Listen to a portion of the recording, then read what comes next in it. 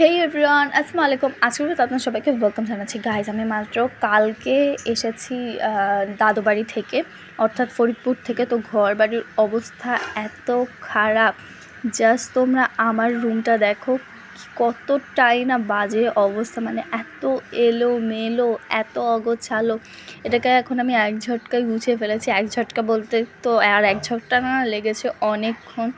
আর ওই যে আমার পর টেবিলটা, আর এই যে অনেক ভালো করে গুছানোর পর এখন গরমে তরমুজ খাচ্ছি। গাইজ, ঘরে তরমুজ ছিল, সেটাই আর কি খেয়েছি। এখন আমি মা বাবার রুমটাকে এক ঝটকায় গুছিয়ে নিব। এই যে, তো মা বাবার রুমও গোছানো ডান। আর এই যে এখানে সময় চলে এসেছে, কারণ সময় অনেক, আমরা 15 দিনের মতো ঘরে ছিলাম না, তো এসেছে। ও এখন অনেক হ্যাপি আমাদেরকে পেয়ে। তো ওই যে আমি তো এখন ফ্রিজে এত গরম, এই জন্য একটু ঠান্ডা পানি রেখে দিচ্ছি, একটু না অনেক 4টা বোতল রেখেছি। তারপর এই গরমে তো চুলের অবস্থা একেবারে, এতদিন পর যেহেতু কোনো যত্ন কিছু না হয় না, এই জন্য অবস্থাটা অনেক খারাপ হয়ে গিয়েছিলো। এই জন্য ভাবলাম যে বাবা অ্যালোভেরা এনেছিলো, চুলে অ্যালোভেরা লাগিয়ে নিয়েছি। অ্যালোভেরা লাগানোর পরে এখন আমি মুখে, কারণ মুখে প্রচণ্ড ট্যান পড়ে গিয়েছে আমার, এই জন্য একটা ফেস প্যাক নিয়ে নিয়েছি। কারণ ট্যান নিয়েছি আর অনেক কালো হয়ে গিয়েছে, এই জন্য আমি মুখে একটা ফেস প্যাক লাগিয়ে নিয়েছি।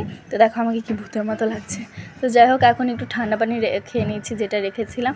আর আমি গোসল করে চলে এসেছি। গাইস দেখো আমার চুলটা কতটা ঝরঝরা মনে হচ্ছে। ওয়েট, আমি তোমাদেরকে ভালো করে দেখাচ্ছি। এই যে গাইস দেখো আমার চুলটা কত সিল্কি আর স্ট্রেইট হয়ে গেছে অ্যালোভেরাটা লাগিয়ে।